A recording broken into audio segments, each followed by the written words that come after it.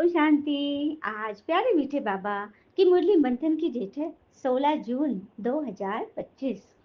तो आज मीठे बाबा अपने बच्चों से कह रहे हैं, सदा खुशी में रहो कि हमें कोई देहधारी नहीं पढ़ाते हैं। आज शरीरी भगवान शरीर में प्रवेश कर खास हमें पढ़ाने आए हैं, क्योंकि परमात्मा तो निराकार है, अशरीरी उन्हें तो शरीर ही नहीं है, लेकिन वह निराकार एक साकार तन में प्रवेश होकर इस संस्था के फाउंडर हमारे लेखराज दादा के तन में प्रवेश होकर हम बच्चों से खास मिलने व पढ़ाने आए हैं। ये क्या कोई साधारण बात है? हुँ? कि भगवान हमसे मिलने आए और हमें पढ़ा रहे हैं, तो कितनी खुशी रहनी चाहिए। हुँ? खुशी का एक गीत हो जाए। खुशियों से भर दे जिंदगी हमारी, आपकी बलिहारी, प्रभु आपकी बलिहारी, आश पूरी कर दी आपने हमारी, आपकी बलिहारी, प्रभु आपकी बलिहारी, खुशियों से भर दी जिंदगी हमारी,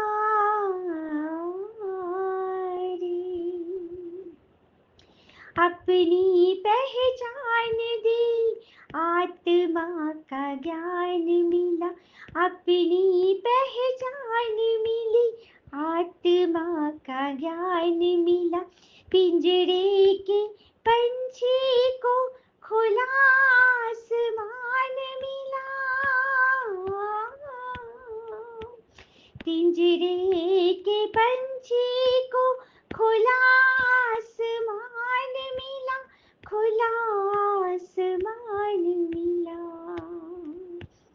बेहद गगन में नजर अब हमारी, आपकी बलिहारी, प्रभु आपकी बलिहारी,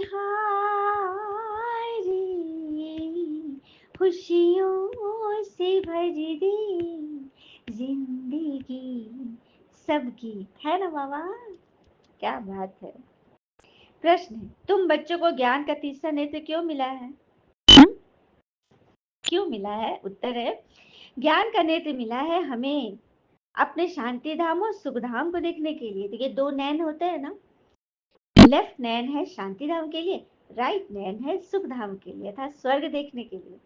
हमेशा याद रखो कि हम ड्रामा के एक्टर हैं, हमें वापस घर जाना, हमारा निज घर है शांति धाम, परम धाम। हम आत्मा तो यहाँ चोला लेकर के पार्ट प्ले करने आते हैं, वर्ल्ड ड्रामा में एक्ट कर रहे हैं, वापस फिर अपने चोले आत्मिक चोला में वापस जाना है। उसी के लिए तो हम आए हैं ना। और कहते हैं ना, अकल बादाम खाने से नहीं मिलती, ठोकर खाने से मिलती है। और ये भी तो कहते हैं ना, जो जितना ठोकर खाता है ना वही ठाकुर बनता है। एक बात मैं बहुत गहरी बात बताना चाहती हूँ कि माया कितनी, मतलब कि क्या बोलेंगे, जबरदस्त है, हाँ, दुरुस्त है, कि कितना भी अच्छा से आप चल रहे हो, कितना भी मीठा से बोल रहे हो, सबके लिए अच्छा अच्छा सोच रहे हो, लेकिन उनके बारे में भी लोगों के मन में कितना व्यर्थ भर देते हो, कचरा फैला देते हैं, कि देती है माया, उनके बारे में भी लोग गलत सोचने लगते हैं। हाँ, कितनी जबरदस्त है ना। तो बस घबराना नहीं है, यदि कि चारों तरफ से यदि कलंक लग गए, आपकी नेचर पे, आपकी धारणा पे प्रश्न चिन्ह आ गए, घबराना नहीं है, क्योंकि जितने ज्यादा कलंक लगेंगे आपके ताज में उतने ज्यादा हीरे चढ़ेंगे। क्योंकि श्री कृष्ण को कितने कलंक लगे थे, कोख से ही कलंक लगना शुरू हो गया था, जान पर आफत। इसलिए घबराना नहीं है। अगर बातें नहीं आ रही आपके जीवन में और सभी के साथ आपका रिश्ता एकदम मधुर है, तो समझिएगा आपने अभी तक कुछ तरक्की नहीं पाई है। तरक्की पाओगे, आगे बढ़ोगे ना, तो ये सब चीजें तो आएंगी, इसलिए घबराना नहीं है किसी बात में। हाँ, और कहते हैं ना, ताकतवर होकर भी झुक जाना श्रेष्ठ गुण है, ताकतवर होकर भी झुक जाना श्रेष्ठ गुण है, और महान होकर भी, सत्यवान होकर भी साधारण बनकर रह जाना, साधारण दिखाना स्वयं को, यह सर्वश्रेष्ठ गुण है ना बाबा। तो बस उन्हीं को मिलता है तीसरा नेत्र। अपने आप को देखो, कभी अपने आप को महान खुद से नहीं समझे। हुँ?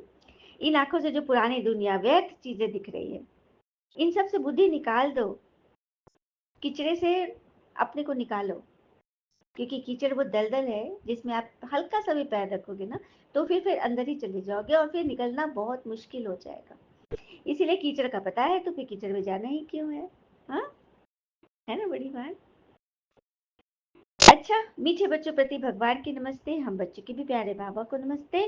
धारणा के लिए मुख्य सार पहले पॉइंट, विकर्मों से बचने के लिए बुद्धि की प्रीत एक भगवान से लगानी है, विकर्म से बचने, क्योंकि एक तो 30 जन्म के पाप पहले ही चढ़े हुए हैं, और अभी भी बाबा का बनकर भी वैध कचरे में क्यों क्या कैसे ऐसे वैसे भी फंस कर जो विकर्म जमा करते हैं, तो उनसे बुद्धि निकालो और प्रीत बुद्धि रखो भगवान से। इस सड़ी हुई देह का अभिमान छोड़ दो, ये देह सड़ा हुआ है, इस देह में कोई सार नहीं है, ये तो बस एक चूल्हा। अच्छा, वस्त्र की क्या औकात है, वस्त्र की कोई हैसियत नहीं है। मालिक का मन होता है पहने या न पहने, या उसे कूड़ेदान में डाल दे, कोई औकात ही नहीं। उसी तरह से ये शरीर है। हाँ, और शरीर पे एक बहुत सुंदर बात है कि हमारा सबसे सच्चा साथी हमारा स्वास्थ्य है, सबसे सच्चा साथी हमारा स्वास्थ्य है।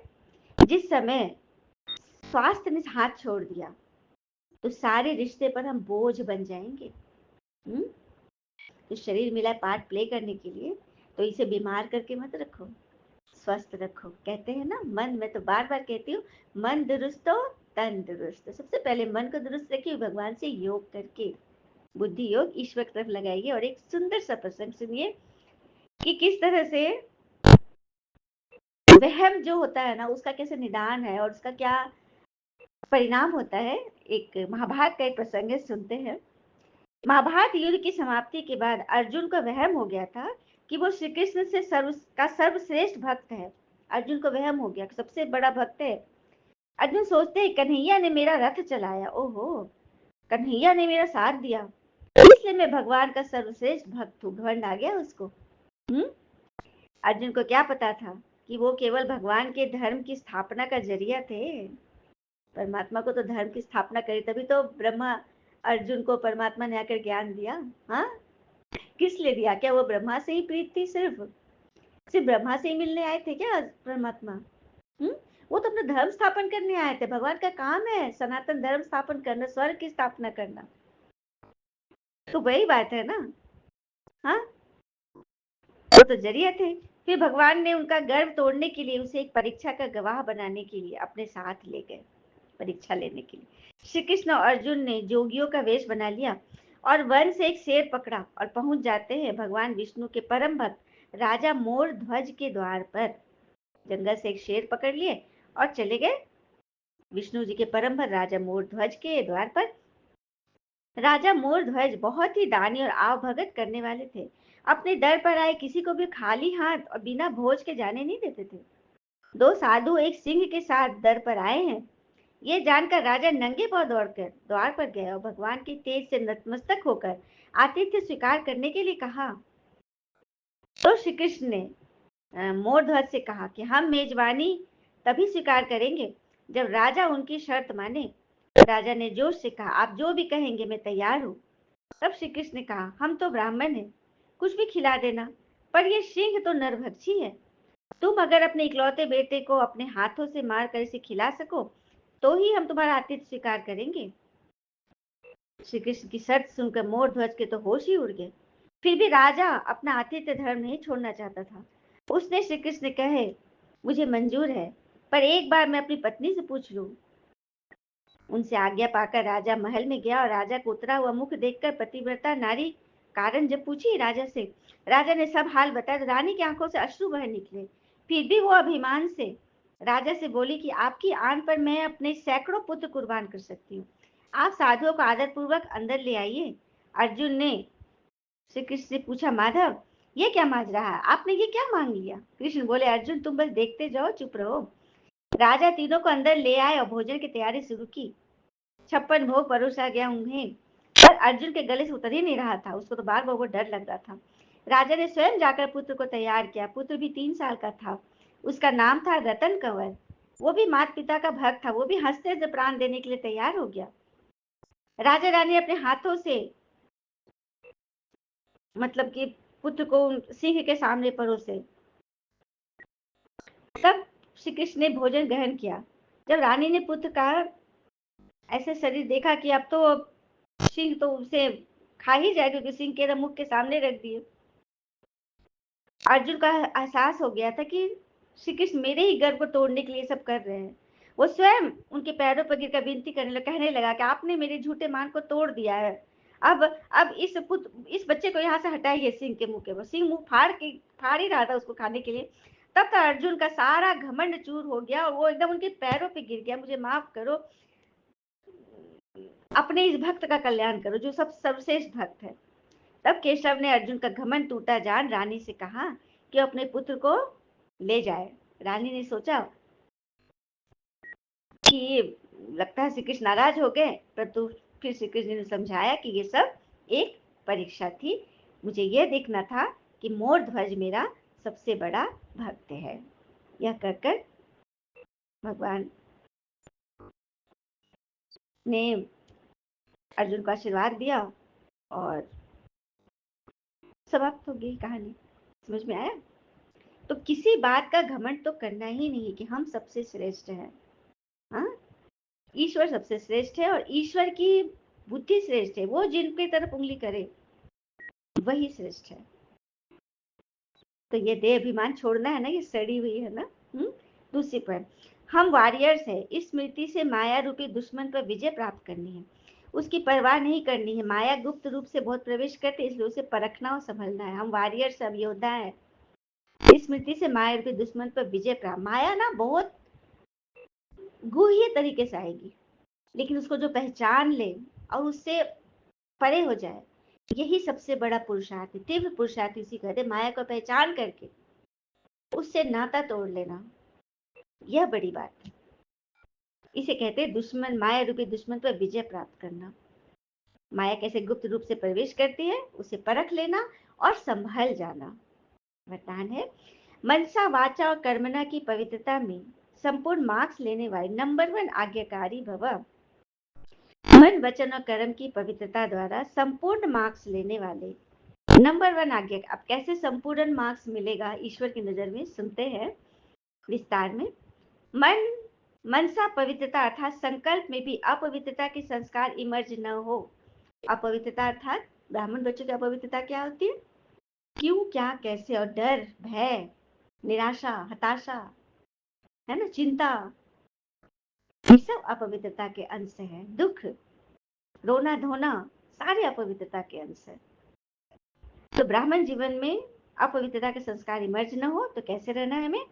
सदा आत्मिक स्वरूप से, आत्मा समझकर याद और सेवा से संभाल करनी है सभी की। आत्मिक स्वरूप द्वारा भाई भाई की श्रेष्ठ स्मृति रहे कि मैं आत्मा भाई हूँ और सामने वाला भी मेरा आत्मा भाई है। तो वाचा में सदा सत्यता और मधुरता हो। वाचा कैसी होनी चाहिए? हमारी बोली सदा सत्य होना चाहिए और मधुर होना चाहिए। सत्यता तो होती है लेकिन उसमें कठोरता आ जाती है कि हम सत्य है नहीं। मधुरता के साथ सत्यता बोलना, बार बार कहती हूँ, सत्यता सभ्यता की चाशनी में लपेट कर ही बोलना है। सत्यता और मधुरता हो। कर्मणा में सदा नम्रता संतुष्टता हो। कर्मणा में सदा नम्रता और संतुष्टता हो, हमेशा संतुष्ट है। कोई इच्छा से, अरे भगवान मिल गया जिसे, उसे अभी भी इच्छा है। देहधारी के पास है क्या चीज? हाँ, सर्प का केचुल ही तो है जो छोड़ने वाला है। कोई उसमें मूल्य नहीं है। मूल्य तो बस परमात्म मणि में है। उसके उसको पाने की चाहना रखिए और संतुष्टता और हर्षित मुक्ता हो। इसी आधार पर नंबर मिलेंगे। और ऐसे संपूर्ण पवित्र आज्ञाकारी बच्चों का पिता भी गुणगान करते हैं। पिता किन बच्चों का गुणगान करेंगे? जो कर्मणा में नम्रता, वाणी में मधुरता, सत्यता, हर्षित मुक्ता और संतुष्टता। भले एक ही सिक्का है हमारे पास, वो वाले यज्ञ का इतिहास है ना। एक माता एक मुट्ठी चावल लेकर आई थी, क्योंकि उसके घर में एक ही मुट्ठी अनाज था उसके टीन में, और वो पूरा लेकर आ गई थी। हुँ? तो ब्रह्मा बाबा ने, यज्ञ का इतिहास है, बोले कि खीर बनाओ पूरे यज्ञ वत्सों के लिए, और वो मुट्ठी चावल उस पूरे खीर में पड़ गया। तो पूरे ब्रह्मावत्सों ने वो भोजन कर लिया, सबको भोग लग गया। ऐसे भगवान स्वीकार करते हैं, ऐसे बच्चों का बाबा गुणगान करते हैं, जिनके अंदर हर्षित मुक्ता, नम्रता, पवित्रता, सत्यता, मधुरता और संतुष्टता हो। संतुष्ट रहिए, एक ही पैसा है लेकिन फिर भी हम धनवान हैं, क्योंकि भगवान हमारे साथ है। करेंगे ना सभी? स्लोगन है, संबंध संपर्क और स्थिति में लाइट बनो, दिनचर्या में नहीं, अपनी दिनचर्या मत बिगाड़ो। संबंध संपर्क और स्थिति में लाइट रहो, हल्के रहो, दिनचर्या में हल्के मत बनना। अच्छा, ओम शांति। शुक्र है मीठे बाबा, वो बाबा के प्यारे प्यारे बच्चे। और जाते जाते एक सुंदर सी बात और बता देती हूँ। सुंदर सी बात है, लक की बात है, कि अभी अभी जो विमान दुर्घटना हम सब ने सुना, तो कहते हैं ना, प्लेन में चढ़ने के लिए तो पैसे चाहिए, काफी पैसे चाहिए, लेकिन उतरने के लिए किस्मत। उसी तरह से जिंदगी का जो प्लेन है, हमारी ऊंचाई जो हम चढ़ रहे हैं, उसके लिए हमें पैसे अर्थात पुरुषार्थ, जितना तीव्र पुरुषार्थ करेंगे उतना ऊंचा चढ़ेंगे। लेकिन स्वर्ग में उतरना जो है, किस्मत से ही उतरेंगे। भले हम अभी चढ़ाई पे चढ़ रहे हैं, लेकिन कितना चढ़ेंगे, किस्मत कितना साथ देगी, ये हमारे पुरुषार्थ पर है। ठीक है, तो पुरुषार्थ करते चलिए, भगवान की याद में रहिए, सिर्फ भगवान को याद कीजिए और आगे बढ़िए, और किस्मत खुद की भी जगाइए और औरों की भी जगाइए। मस्त रहिए। ओम शांति। शुक्रिया बाबा। शुक्रिया बाबा के प्यारे प्यारे बच्चे। आप सबका जीवन सदैव खुशी, शांति, आनंद, शक्ति, ज्ञान, पवित्रता और संतुष्टता, नम्रता, हर्षित मुक्ता, मधुरता, सत्यता से भरी हो और भरपूर करे, है ना। ओम शांति। शुक्रिया बाबा, शुक्रिया।